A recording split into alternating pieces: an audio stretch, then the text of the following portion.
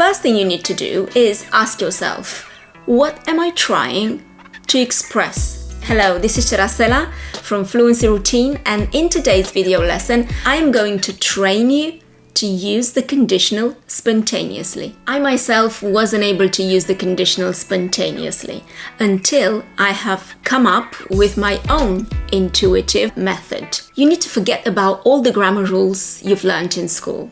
You need to develop and internalize a thought process instead.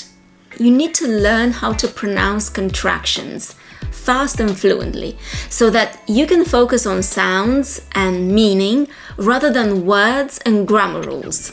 To do that, I need you to stay focused. This is a short but intense training session, and if you want to use the conditional spontaneously without thinking in real life situations, then you need to go through this practice actively. You need to put in the work. It's not about understanding, but actively practicing saying things out loud to build up that pronunciation confidence and internalize a step-by-step thought process. So let's begin. First thing you need to do is ask yourself, what am I trying to express? Am I trying to talk about something that is certain? If this happens, then the natural consequence is that. In that case, it's really simple. For example, if they give me the job, I'll have to relocate. If they give me the job, I'll have to relocate. If they give me, I'll have to. But if they don't give me the job, I won't have to relocate. If they don't, I won't. If they don't give me the job, I won't have to relocate. Now, in fast speech, when you pronounce the negative, usually you do not really hear the T. So, if they don't give me, instead of don't give me, because whenever you have two consonants, in this case the T from don't and G from give, the first consonant is dropped because you do not want to interrupt that link between sounds. So if they don't give me, I won't have to. Instead of I won't have to. It takes too much energy and effort to pronounce every single consonant. So you drop them whenever it's possible. So if they don't give me, I won't have to. Say it with me. If they don't give me, I won't have to. Won't have to. Okay. So that was the first situation. When you talk about something that is certain.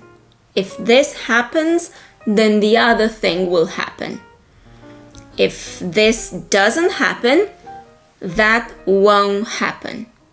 Now imagine you want to express something that is possible to happen either now or in the future. So everything you're talking about is in front of you. It is possible for this thing to happen, but it is not likely. It won't probably happen. It is not likely. It is unlikely. Possible, but unlikely. In this case, I would like you to visualize the irregular verbs table. Be, was, were, been. So visualize this, and when you want to express something that is possible but unlikely, go to the second column. If I knew what it was like, I would buy it. If I knew, I would buy it. Say it with me and visualize that second column. Possible but unlikely. If I knew, I would buy it. If I didn't know, I wouldn't buy it. If I didn't, I wouldn't. If I didn't, I wouldn't. Negative. If I didn't know it, I wouldn't buy it. And pay attention to how you pronounce contractions when you speak fast. The didn't, that D and T, they become an N. If I didn't know it, if I didn't know it, I wouldn't becomes wouldn't. You just need to stress the N and keep it here. So wouldn't. If I didn't know it, I wouldn't buy it. If I didn't know it, I wouldn't buy it. If I didn't know it, I wouldn't buy it. And focus on these sounds. Forget about the words. If I didn't know it, I wouldn't buy it. If I didn't know it, I wouldn't buy it. Wouldn't. Didn't know it, wouldn't buy it. If they gave me the job, so again, I visualize the second column. If they gave me the job, I would have to relocate. If they gave me the job, I would have to relocate. Well, this is actually not unlikely to happen. It's just possible to happen. It's not certain, but it's possible and perhaps also likely. I'm just imagining this situation that might happen in the future. If they gave me the job, I would have to relocate. If they didn't give me the job, if they didn't give me the job, I wouldn't have to relocate. I wouldn't, or I shouldn't have to relocate. So wouldn't in fast speech becomes wouldn't. Couldn't becomes couldn't, and shouldn't becomes shouldn't. So instead of remembering all those different grammar words that you need to stick together, remember one sound, didn't and wouldn't. If they didn't give me the job, I wouldn't have to relocate. Good. Now, last scenario. What if you want to express a hypothesis about something that happened in the past? So it's not in front of you anymore. It's not possible or likely to happen in the future, but it's behind you. It's all in the past and you cannot really change anything about it. And in this case, you need to see this as a puzzle where you have two fixed parts and two variable parts. The fixed parts are, in the part with if, as soon as you say if in the past, you need to say had. So if I had, if you had, if they had, if it had. You cannot use if in the past to talk about something that happened in the past and you cannot change anymore without using had. If I had, then you visualize the irregular verbs table and you go to the third column this time. So if I had, fixed part, that I say almost without thinking. In the same way you say if I had, without thinking. Had will always be there. So if I had known, I would have. This is the other fixed part. Would becomes would have, the contracted form of would have, would have.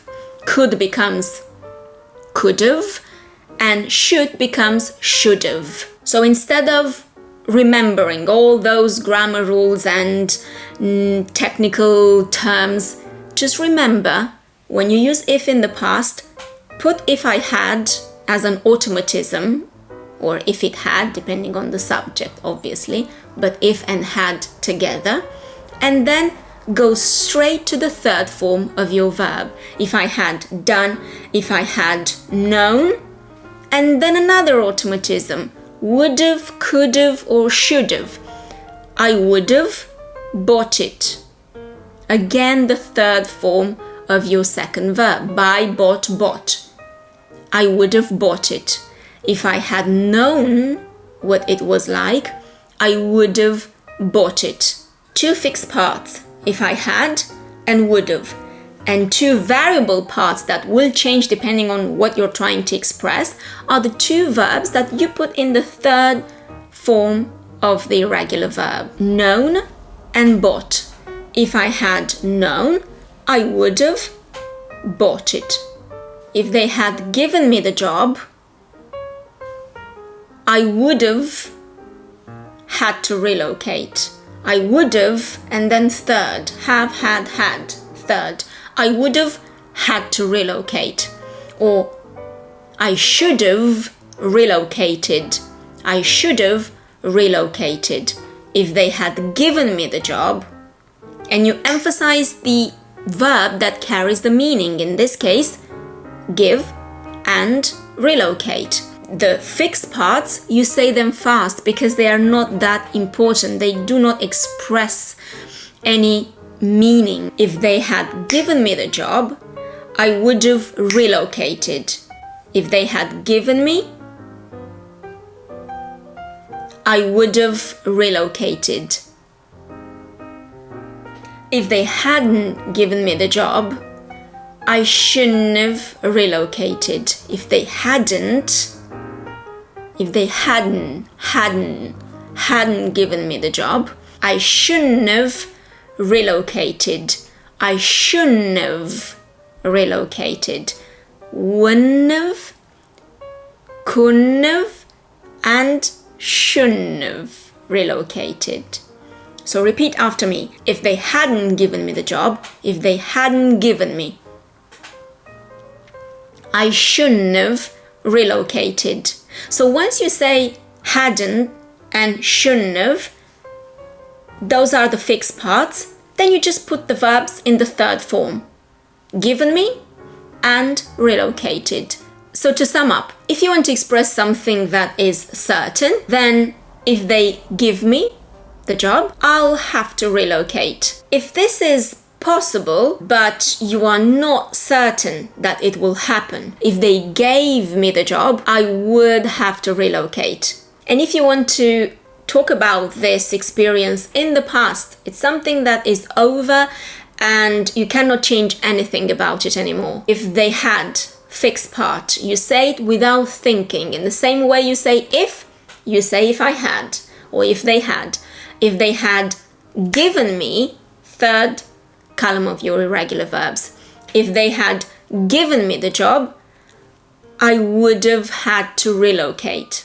Now, this was quite fast, but what I suggest you do is go through the video again and pause and repeat out loud. Imagine yourself in the situation, because remember, you need to repeat out loud with intention. What does it mean to do it with intention? It means not repeat like a parrot. You need to imagine yourself in the situation and associate that kind of situation or where you are on the timeline, in the present or future, or behind you in the past, and associate that position on the timeline or that situation to the sounds that you are pronouncing.